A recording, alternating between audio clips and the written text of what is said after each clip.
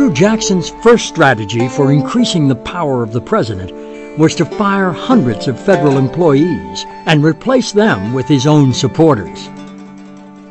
When this got to be debated in Congress, a Jacksonian supporter from New York said, "Well, that's the way it is in politics. To the victor go the spoils." So ever since then, Jackson has been blamed for the so-called spoils system of giving high-paying offices to all of his most faithful lieutenants. Jackson also frequently wielded a power his predecessors rarely used, the veto. And that becomes the weapon by which he intrudes into the legislative process. He goes to the Congress and he says, "You've got to ask me first whether I'm going to approve what you do, because I can veto. And it's not going to be very easy for you to override my veto. So it would be best to have me help you." But the most important thing that Andrew Jackson did to reinvent the presidency was to found what is today the oldest political party in the world, the Democrats. The Founding Fathers had considered political parties a great evil.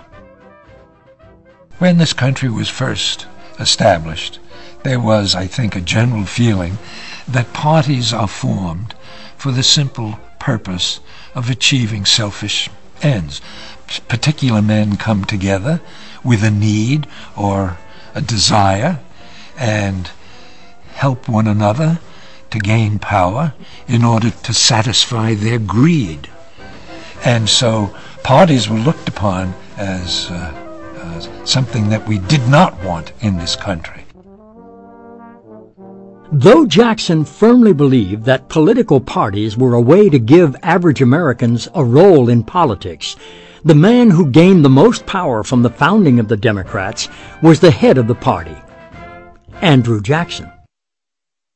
One of the effects of the Jacksonian revolution of electoral politics is it concentrates power in the presidency, not so much in government per se, but because the president is the head of the party, and the party is the machine that succeeds in winning elections. So in a sense, Jackson helps create an extra-constitutional institution, a system that is not called for in the Constitution, but which we still have today, the two-party system, and those parties are absolutely essential for mobilizing the political capital and the energy that candidates, successful candidates, then turn into what they call their mandate. With the president also the head of a political party, the members of that party in Congress are often reluctant to challenge him. After all, weakening the president means weakening their party, and that means weakening their own chances for re-election. But the result is that Congress doesn't operate as the check on the president that the founders intended. So ironically, putting all this emphasis on the people actually empowers one man, the President of the United States, to call the shots for the whole government.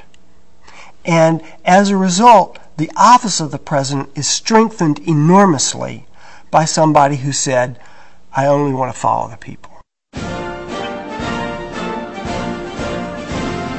Now, nearly 2 centuries after Andrew Jackson, the ideal of a powerful president is firmly established.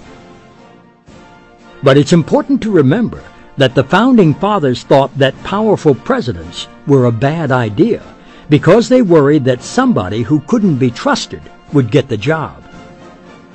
So now it's up to us to do what the Founding Fathers were afraid we couldn't.